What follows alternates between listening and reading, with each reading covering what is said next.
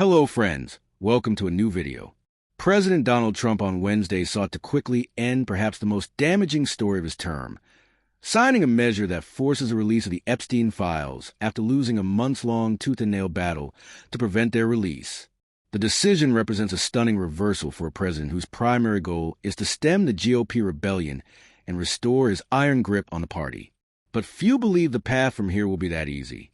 "I just signed the bill to release the Epstein files," Trump posted on Truth Social later in the day, drawing heavy votes for in Congress as a result of his involvement. The measure, now set to become law, opens a new phase for the files linked to convicted sex offender Jeffrey Epstein, exposing the Justice Department to renewed scrutiny and testing the White House's ability to shift attention away from the president's past dealings with Epstein and toward a more lucrative political arena. The Justice Department will follow the law when asked about the Epstein files. But already, officials are facing growing suspicions from Capitol Hill and their MAGA base that the administration will use the just-opened criminal investigation ordered by Trump as an excuse to keep some of the Epstein case under wraps. Justice officials, meanwhile, are trying to balance their own investigation with a December deadline. Sunday evening's sudden support for making all of Epstein's files public, according to a person familiar with the matter.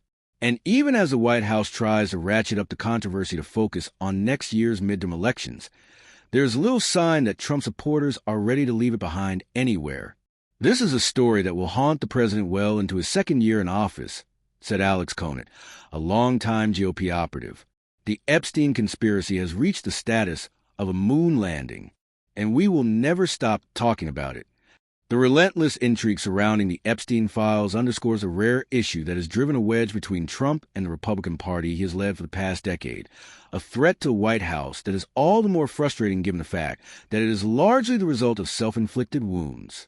As it became clear that he could not suppress the release of the files, Trump sought to reunify the GOP behind a new effort to directly link Epstein to the Democratic Party.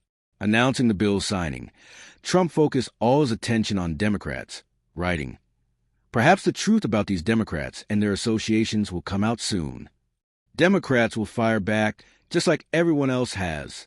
The attack comes on the heels of newly leaked emails from Epstein that mention Trump in numerous references, as well as various prominent Democrats, a development that White House officials hope will put the blame back on the perpetrator after months of siege. It wouldn't be a crime to have been associated with Epstein, and there's no evidence in the emails that any of them participated in Epstein's wrongdoing. Suddenly, there was a real opportunity to change the narrative, one official told CNN, noting that aides had only limited knowledge of what was in the documents compiled by Epstein's committee. The strategic shift comes after months of failed moves, dismissals, and outright resistance to releasing the files, all of which have diverted valuable attention and time from the administration's core agenda. The president now faces the lowest approval ratings of his term, as well as the dual challenges of fighting an uphill battle toward the midterms, while keeping a lid on the simmering division over Epstein. "I think the president was in the right position at the end." GOP Senator Mike Round said of his support for Epstein's move. "The rest of the story now is that he has to deliver this package in very short order. And then it will depend on what is in the package and what is withheld." Thank you for watching our videos.